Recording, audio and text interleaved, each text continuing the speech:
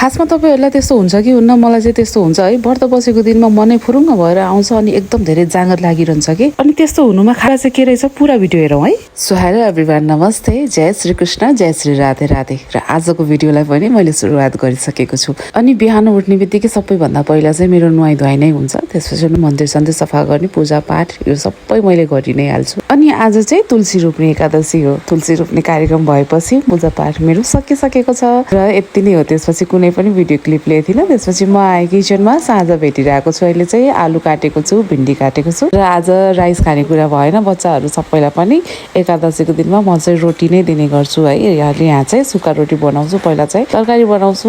यो हो हिङ। आलु फ्राई गर्दाखेरि चाहिँ आलुमा चाहिँ हिङ एकदम चाउने हुनाले हिङ मैले राख्छु है र थोरै नुन र बेसार आफ्नो स्वादको हिसाबले राखेर यो आलुलाई चाहिँ आलु भुजिया बनाइदिँदैछु मैले यहाँ। अनि हजुरहरूलाई चाहिँ लामो भिडियो हेर्न मनपर्छ भने मेरो युट्युब च्यानल अनुश्री होम भ्लगमा गएर हेर्नुहोस् होला, सर्च गरेर कस्तो लाग्छ कमेन्ट पनि गर्नुहोस् होला, च्यानललाई सब्सक्राइब पनि गर्नुहोस् होला अनि मलाई चाहिँ यता पनि फलो गर्नुहोस् होला है।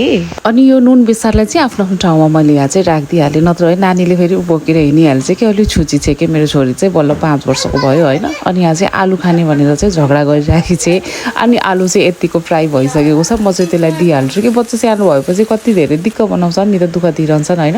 मैले चाहिँ त्यसलाई आलु र टमाटर केचप राखेर दिएँ अनि यो आलु चाहिँ फ्राई भइ नै सकेको छ।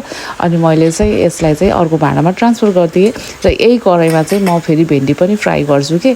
धेरै भाँडा जुठो बनायो भने पनि माझ्न आफैलाई दिक्क होइन। अनि त्यसपछि नानीले चाहिँ यहाँ टिभी हेर्ने भने यसलाई चाहिँ टिभी लगाइदिएँ मैले। त्यसपछि मेरो 2टा देवरको छोरीहरू पनि यिनीहरू देवघाट गएको रहेछन् आज एकादशीमा, यिनीहरू नि आए। अनि म चाहिँ यहाँ तेल बसाएको थिएँ नि त, त्यसपछि सुकेको खुर्सानी र जिरा मात्रै पुऱ्याएर भेन्डी फ्राई गर्दैछु। नानीहरू चाहिँ कस्तो मजाले यो क्लेले के केक बनाएर बर्थडे बनाएको छ, केक काटेको अरे यिनीहरूले। अनि कस्तो रमाइलो लाग्ने कि हेर्दाखेरि पनि बच्चाहरू खेलेको होइन।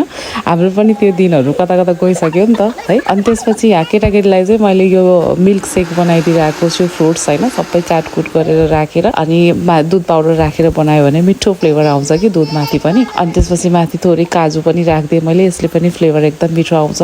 स्याउ काटेर राखेँ, त्यसपछि चक्लेट चिप्सहरू पनि राखिदिएँ होइन। यसरी चाहिँ ड्याममा पनि हुन्छ किनभने बिहान पनि रोटी खाएको थियो, त्यति राम्रोसँग खानाहरू खाएको थिएन नि त, त्यही भएर।